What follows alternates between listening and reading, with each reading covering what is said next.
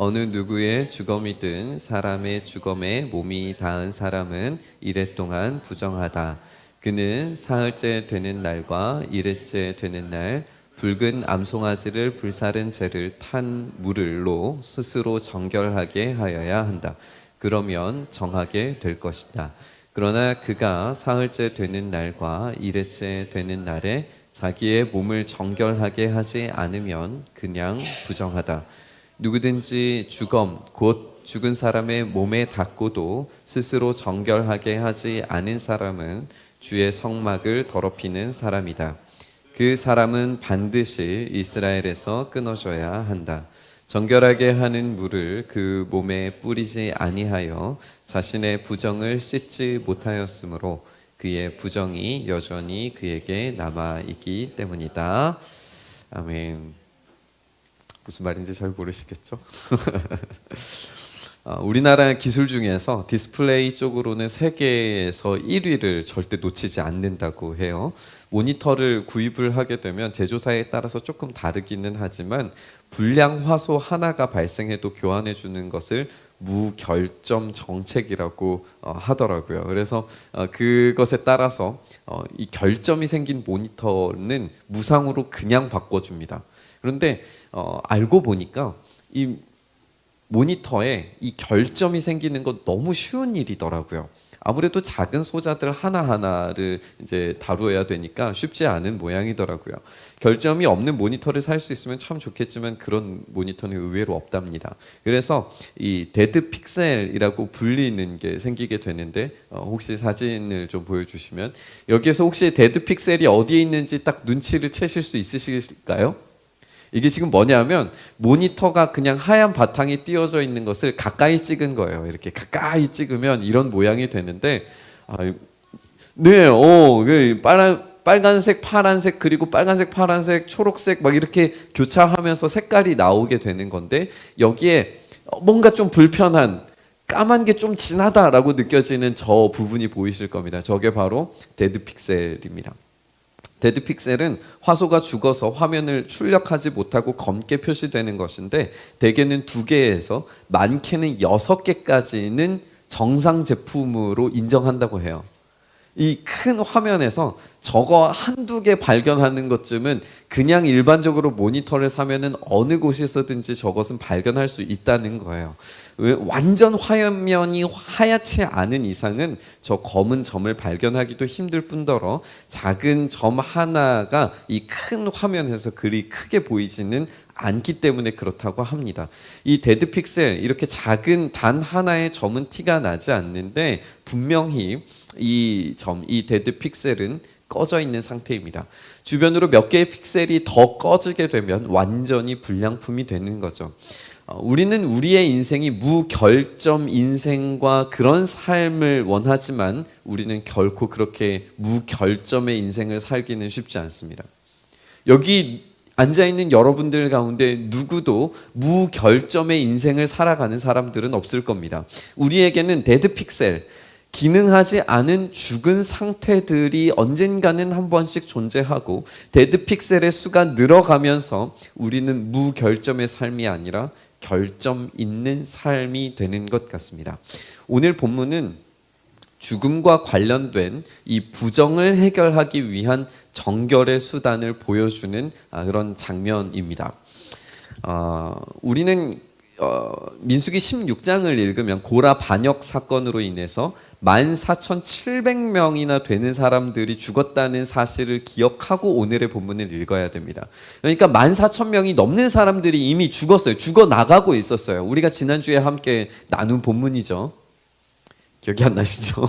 14,000명이 죽어나가고 있는데 그 가운데로 아론이 뭘 들고 옵니까?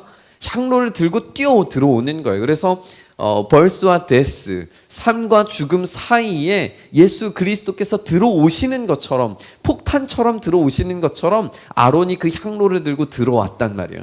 죽음이 번지고 있는 더 많은 사람이 죽을 수 있는 그런 상황에서 아론이 향로를 들고 오면서 그 재앙이 끝이 나는 겁니다. 그러니까 공동체 전체로 봤을 때 반드시 가까운 누군가는 이 죽음과 연계되어져 있었으리라는 것을 우리가 짐작해 볼 수 있어요. 게다가 사람들이 사람들이 한참 동안 죽어나가고 있는 가운데 지금 아론이 들어온 것이기 때문에 사실 정말 광범위하게 죽음이 퍼질 수도 있었습니다. 반대로 말하면 이스라엘의 반역이 한두 사람의 반역이 아니라 공동체 전체의 반역이었다라는 거예요. 우리가 그걸 지난주에 함께 나눴습니다.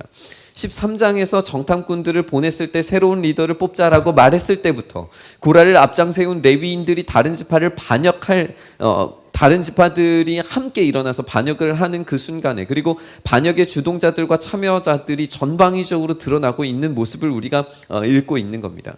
이스라엘 공동체는 심판 한가운데 있었고 다시 정결해지기 위한 이 데드 픽셀을 고치기 위한 작업이 필요했습니다.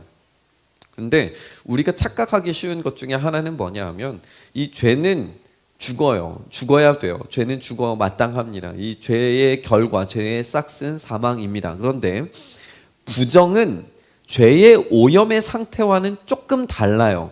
제가 표를 하나 준비를 했는데 표를 하나 좀 보여주시면, 이 부정은 거룩함으로 나아가기에 부적절한 상태라고 보는 것이 옳습니다. 그러니까 부정은 정결하게 되었을 때 거룩으로 나아갈 수 있어요. 부정 자체가 사망이 아니라 부정한 상태는 정결의 상태로 나아갈 수 있는 가능성 있는 상태라고 보는 것이 훨씬 더 적절합니다. 그러니까 우리는 이 거룩함으로 나아가기 위해서 부정한 존재가 항상 정결해지기 위한 삶으로 나아가야 하는 거예요. 그런데 이 부정한 존재가 한 번에 거룩한 존재로 나아가려고 하거나, 부정한 자가 막 성막 안에 함부로 들어가거나, 아니면 부정한 자가 그 부정을 정결함으로 나아가지 않으려고 내 삶을 그냥 부정한 채로 그냥 두려고 하면 추방당하고 죽게 되는 겁니다. 이게 민수기가 우리에게 보여주는, 레위기와 민수기, 모세 오경이 우리에게 보여주는 이 부정의 의미예요.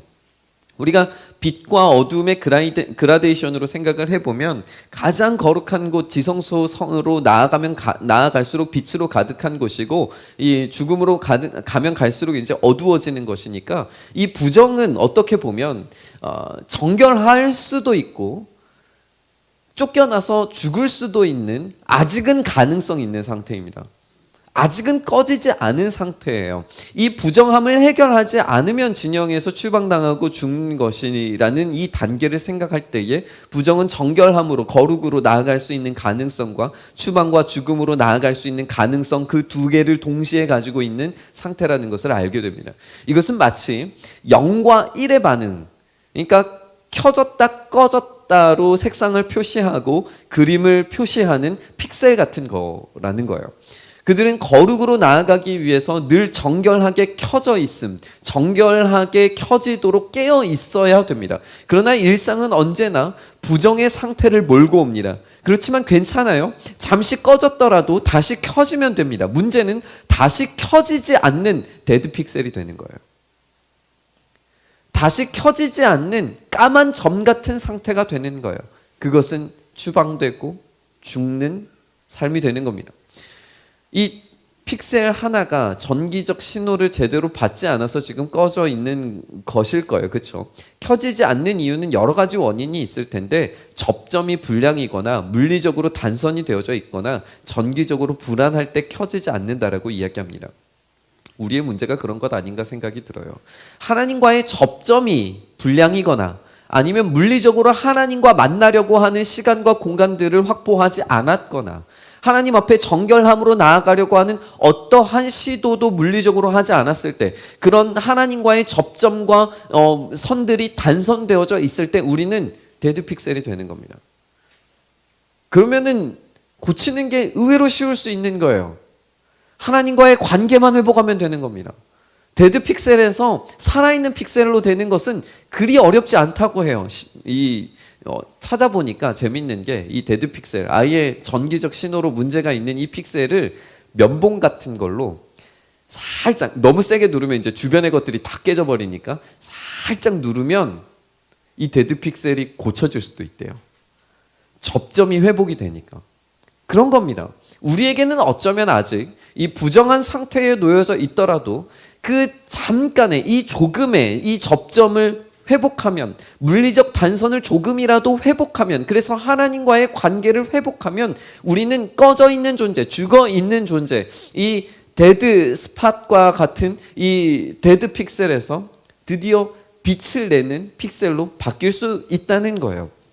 오늘 본문에서 이들을 정결하게 하는 방법을 소개하고 있는데, 이 진영 밖에서 붉은 암송아지를 불태우라고 명령을 하십니다. 그래서 이 불태워진 암송아지의 재를 사용해서 정결하게 만드는 것이 이 오늘 본문이 이야기하는 죽음에서의 부정을 극복하는 것인데, 이 붉은 암소를 생각했을 때 이 붉다라고 하는 단어는 피를 연상하게 합니다.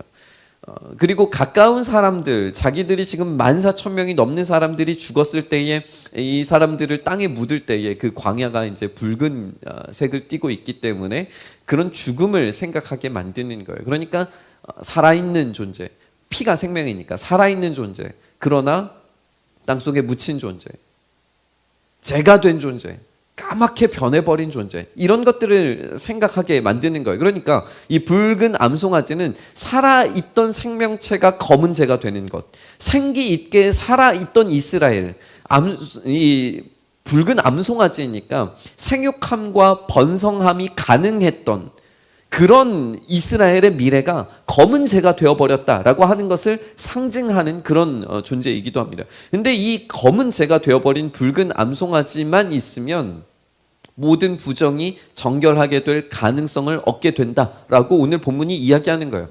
다시 한번 설명드리지만 거룩의 단계와 방향성은 매우 중요합니다. 이들은 부정에서 정결로, 정결은 거룩함으로 나아가게 되어져 있어요. 부정한 그들이 곧바로 은혜 앞에 나아가면 죽게 되지만 이 부정한 자가 정결함을 얻게 되는 것은 거룩으로 나아갈 수 있는 한 단계의 이 사이를 만들어 놓는 거예요. 죽음은 부정을 빠르게 확장시킵니다. 죽은 사람의 장막 안으로 들어가는 사람, 그 안에 있는 사람, 어떤 그릇 위에 뚜껑을 덮지 않은 그릇, 들판 위에서 죽은 사람, 그 죽은 사람의 뼈나 무덤에 몸이 닿은 사람 등등을 이 오늘 우리가 읽은 본문 뒤에 계속 소개를 하는데, 그 모든 것들이 다 부정하다라고 이야기해요. 모든 것들이 다 부정하다. 그러면 지금 14,000명이 넘는 사람들이 지금 들판에서 죽어 있고 집에서 죽어 있고 장막 안에서 죽어 있고 어디에서든지 죽어 있을 때 이 사람들이 이 부정을 피할 길이 없는 거예요. 그 부정을 피할 길이 없었을 때에 이 정결하게 될 가능성을 가지기 위해서는 우선은 일단은 진 밖으로 나가는 겁니다. 진 밖으로 나가는 것은 추방되고 죽을 수도 있는 존재이기도 하고, 이 진 밖으로 나가는 것은 암소의 이 죄를 통하여서 정결함으로 거룩하게 될 존재로 돌아올 수 있는 가능성이 생기는 것이기도 해요. 그 사이에 붉은 암송아지가 있는 겁니다. 붉은 암송아지, 흠없고 정결했던, 생육하고 번성할 수 있었던 존재의 끔찍한 심판의 대상화를 통해서 대신 지불된 심판을 떠올려야 됐습니다. 나는 안 죽었는데 이 암송아지가 대신 죽었다. 까맣게 불탔다. 생명이 사라졌다. 생육함이 사라졌다. 이 죄가 내 위에 더 씌워졌을 때 나는 살고 암송아지는 죽었다. 이걸 이스라엘 사람들이 기억해야 했던 거예요. 바로 오늘 이 장면에서 붉은 암송아지가 진영 밖에서 불태워진 장면을 히브리서는 이렇게 이야기합니다. 히브리서 9장 13절과 14절 말씀 같이 한번 읽어보실까요? 히브리서 9장 13절과 14절 말씀입니다. 시작.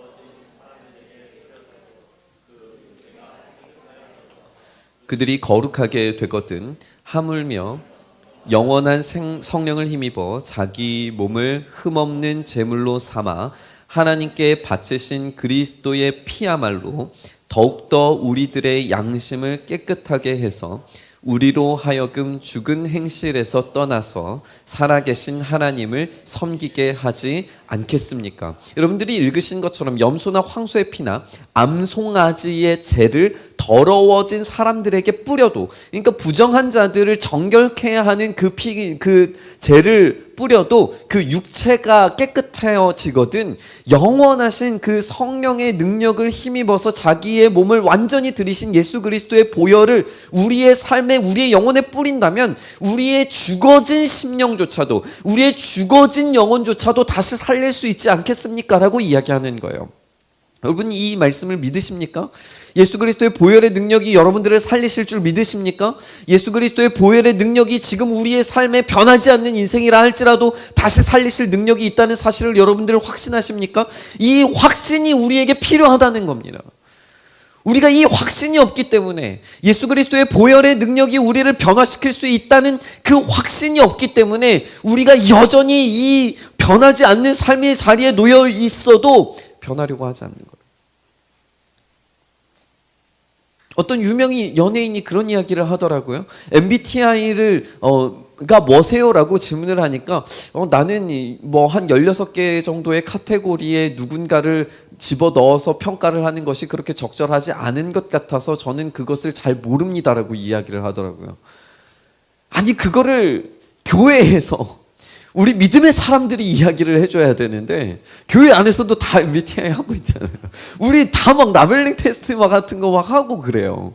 뭐 나쁘다는 게 아니라 우리가 생각해보면 우리를 16개의 카테고리가 우리를 어느 정도 우리를 분석하게 해주고 객관적으로 바라볼 수 있게 해주는 것은 맞기는 맞아요. 유용하게 사용할 수는 있습니다. 그런데 그것에 우리가 가두어지지 아니하고 성령께서 그 예수 그리스도의 보혈이 우리의 삶을 힘있게 하시고 능력있게 하셔서 우리가 그 MBTI조차도 뛰어넘을 수 있도록, MBTI조차도 극복할 수 있도록, 변화할 수 있도록 우리를 만드실 수 있는 능력이 예수 그리스도의 보혈의 능력이라는 사실을 여러분 확신하느냐는 이야기예요. 예수 그리스도의 보혈의 공로와 효과가 우리의 삶에 하나님과의 접점을 다시 만들어내고 물리적으로 끊어진 상태를 다시 있게 만들어주는 그 마음의 간절함과 거룩한 욕구를 가지고 하나님 앞으로 나아가고 있느냐는 이야기입니다. 그래서 우리의 죽어버린 것과 같은 인생의 픽셀이 고쳐지는 은혜의 역사를 여러분들 경험하길 원하시느냐는 이야기예요. 우리에게 성령께서 역사하실 때 그렇게 하나님과의 접점이 회복되고 다시 이어져서 마침내 각성하게 되는 은혜를 제공해 주실 때 우리는 데드 픽셀이 아니라 다시 살아나는 픽셀이 될 줄 믿습니다. 우리가 다시금 꺼져 있는 존재가 아니라 빛을 발할 수 있는 존재로 바뀌게 되리라는 겁니다. 우리가 그런데 다시 살아나는 데드 픽셀 정도로 끝나지 않았으면 좋겠습니다. 여러분 좀 우리 젊은 남자 성도 여러분들은 기계에 관심이 많으시니까 아주 잘 아시리라 생각이 들지만 이거를 어떻게 설명해야 될지 좀 어렵긴 한데 여러분 픽셀이 늘어나면 해상도가 높아져요. 이거 조금 어렵긴 하지만 이제 설명을 좀 드리면 사진을 이렇게 키우다 보면은 수많은 점들로 이루어졌다는 것을 아시게 될 겁니다. 여러분들 뭐 핸드폰으로 이렇게 사진 키워보면은 네모나게 이렇게 막 나오잖아요. 이게 이제 픽셀입니다. 우리가 일반적으로 보는 TV에서 아니면 유튜브 화면에서 보이는 화면은 가로가 1920개, 세로가 1080개의 픽셀로 이루어졌습니다. 이거를 곱하는 이 크기가 여기에 다 채워져 있는 거예요. 가로가 1920개 곱하기 1080개를 곱했을 때 이 화면의 점들이 다 다른 색상으로 표현해가지고 우리가 보는 풀 HD라고 부르는 화면을 보게 됩니다. 4K 화면은요, 그것보다 4배 많은 점들이 존재합니다. 뭔 말인지 모르시겠죠? 이게 4배 많아요. 그러니까 똑같은 크기라고 하더라도, 똑같은 크기의 화면이라고 하더라도 이 화면 안에 풀 HD로 들어가는 점들보다 4배 많은 점들이 이 안에 들어가면 얼마나 선명하게 보일까요? 그게 이제 차이인 거예요. 같은 크기라도 4배가 더 많은 점을 보여주기 때문에 해상력 차이가 굉장히 커집니다. 어떤 트위터에 이런 글이 있었어요. 공부란 머릿속에 지식을 쑤셔 넣는 행위가 아니라 세상의 해상도를 올리는 행위라고 생각한다. 와, 이 말이 너무 멋있었어요. 공부란 머릿속에 지식을 쑤셔 넣는 행위가 아니라 세상의 해상도를 올리는 행위. 그러니까 만약에 영어를 공부하면 세상을 볼 수 있는 해상도가 높아져서 누군가 여행을 갔을 때 마음껏 여행을 할 수 있게 되고 저게 무슨 의미인지 곧바로 알 수 있게 되고 그런 인생의 해상도가 올라간다는 거예요. 또 우리가 공부를 한다는 것이 또 어떤 이 음악을 공부한다는 것이 이것을 기술을 습득하고 능력치를 올린다는 것이 내 인생의 풍요로움을 조금 더 넓힐 수 있는 그런 해상도를 높인다는 거예요. 그게 공부라는 겁니다. 저는 거룩에 있어서도 이 해상도의 업그레이드를 느낄 수 있었으면 좋겠습니다. 이 해상도의 업그레이드감을 즐기는 사람은 약할 수가 없어요. 왜냐하면 내가 더 선명하게 보이니까, 뭔가가 더 선명하게 보이니까 그 자기를 점점 더 개발할 수밖에 없는 상태로 자기를 만들어가게 되는 거예요. 저는 거룩에 대한 해상도를 여러분들이 높여가셨으면 좋겠어요. 매일의 삶과 기도와 거룩을 위한 고군분투와 치열한 죄와의 싸움은 단지 머릿속으로 아는 신앙이 아니라 아는 것을 직접 실행하고 체험하고 경험하는 것으로 해상도가 픽셀이 점점 더 많아지면서 똑같은 인생인데 내 인생이 이 프레임은 똑같은데 변하지 않는 삶인 것 같은데 거기 안에 내가 하나님과의 경험한 그 점들이 더 많아지면서 더 많은 표현력들을 지니게 되면서 신앙을 표현할 수 있는, 믿음을 표현할 수 있는, 하나님의 살아계심을 표현할 수 있는 픽셀들이 늘어나는 거예요. 여러분들의 이 거룩의 해상도가 더 늘어나시기를, 높아지시기를 소망합니다. 우리의 신앙을 어쩌면 해상도로 표현해 보자면 풀 HD 수준의 해상도가 아니라 여기 앞에 이 그림이 나오는 것처럼 이런 브라운관 TV 보신 적이 다들 이걸 보셨죠?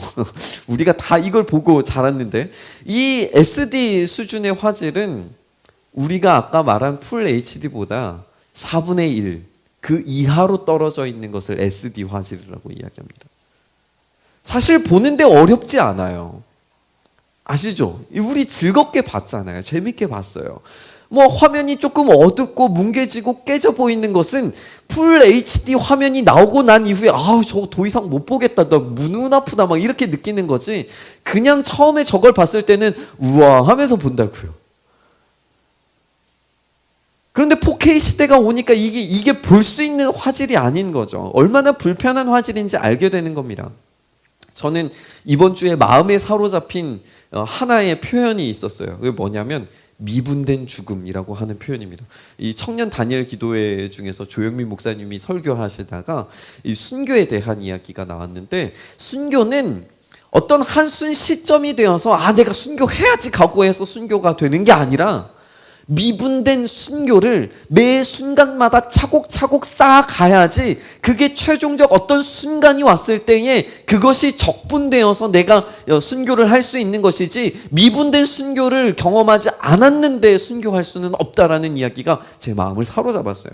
여러분, 그렇습니다. 이 미분이라고 하는 수학의 용어처럼 무한하게 분절된 죽음이 우리의 삶에 경험되었을 때에 비로소 순교할 수도 있고 죽음 앞에서 두려움 없이 부활을 바랄 수 있는 것이지, 갑자기 순교하라고 하면 죽음과 공포를 맞닥뜨리면 우리는 결코 순교할 수 없습니다. 저는 이것을 이렇게 적용해 보고 싶습니다. 여러분들의 미분된 죽음, 매일의 삶에서 예수로 죽고 다시 살아나는, 그렇게 데드 픽셀이었다가 다시금 빛을 발할 수 있는 그 더 많은, 더 분명한, 더 선명한 인생의 점들을 여러분들의 영역 안에, 삶 안에, 여러분들의 프레임 안에 찍어내 가시기를 바랍니다.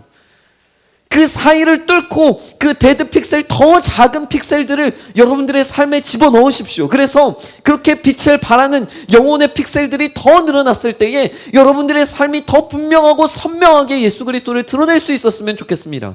그래서 우리의 삶의 전체를 어느 한순간을 잘라서 그 순간을 확대해보면, 지금 이 순간, 지금 1초, 0.1초 그 순간순간을 분절하고 미분해 봤을 때 그것을 확대해 보면 그 순간에 내가 죽었다가 다시 살아나는, 그래서 수없이 다양한 사건과 아픔과 고통과 절망으로 인생이 표현되고 암울한 어두움의 시간을 통과하는 것 같은데, 그래서 그 속에서 내 삶의 이 픽셀들이 꺼져 있고 죽어 있는 픽셀과 같은데, 그게 아니라 희미하지만 빛을 내고 있었고, 그게 아니라 리얼한 블랙을 표현하기 위해서 빛나고 있던 그런 픽셀이라면 우리는 결코 데드 픽셀이 아니라 무결점의 고해상도 인생을 살아가게 되는 것인 줄 믿습니다.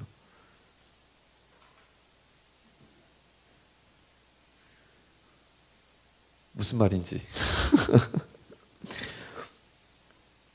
사랑하는 여러분, 우리의 삶과 인생이 어두운 시간을 지나가는 것 같더라도 여러분의 삶의 해상도를 높여가셨으면 좋겠습니다. 죽은 픽셀, 빛나지 않은 픽셀, 미분되지 않은 삶이 아니라 아무리 희미한 빛이라도, 캄캄한 어둠을 표현하는 빛이라도 살아있고 빛나는, 캄캄한 어두움을 표현하는 빛이라도 살아있고 빛나는 픽셀들로 여러분들의 순간순간을 채워가셔서 마침내 주님의 영광의 빛이 여러분들의 삶의 인생 화면 전반을 채우셨을 때에 죽어있는 점들이 보이는 게 아니라, 희미하고 뭉개진 영광이 아니라 그 누구보다도 선명하고 밝은 4K, 8K를 넘어서 주님의 영광을 직접 대하는 것과 같은, 실제 같은 해상도로 빛나시기를 주님의 이름으로 축복합니다.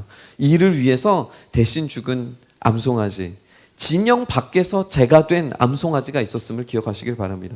결국 우리의 분량, 우리의 죽은 픽셀을 고치고 해결하는 것은 오로지 영문 밖에서 자기를 내어주신 예수 그리스도의 십자가 공로밖에 없습니다. 그 안에 우리가 붙어 있을 때에, 그 접점이 회복되었을 때에, 그 단선이 복구되었을 때에 우리 인생의 작은 점들 하나하나에 미분된 죽음, 미분된 십자가가 새겨져서 우리를 보니, 우리의 인생을 보니 십자가 영광이 보이더라 말할 수밖에 없는 저와 여러분 되시기를 우리 주님의 이름으로 축원합니다. 그렇게 우리가 십자가 앞으로 나아가 주님의 영광을 볼 수 있었으면 좋겠습니다. 그 죄를 정케 하신 주님의 그 새롭게 하심이 우리를 다시 빛나게 하시고, 그 접점이 다시 살아나고 우리의 삶에서 예수 그리스도를 더욱 선명하게 발견하는 고해상도의 삶으로 나아갈 수 있게 해달라고 우리 고백하는 마음으로 내 주의 보혈을 같이 찬양하시죠. 내 주의 보혈은 정하고 정하다, 내 죄를 정케 하신 주 날 오라 하신, 약하고 주의 노, 약하고 주의 노, 주께로 나가면 힘 주시고 내 주함을 보시 써주시네. 내가 주께로, 내가 주께로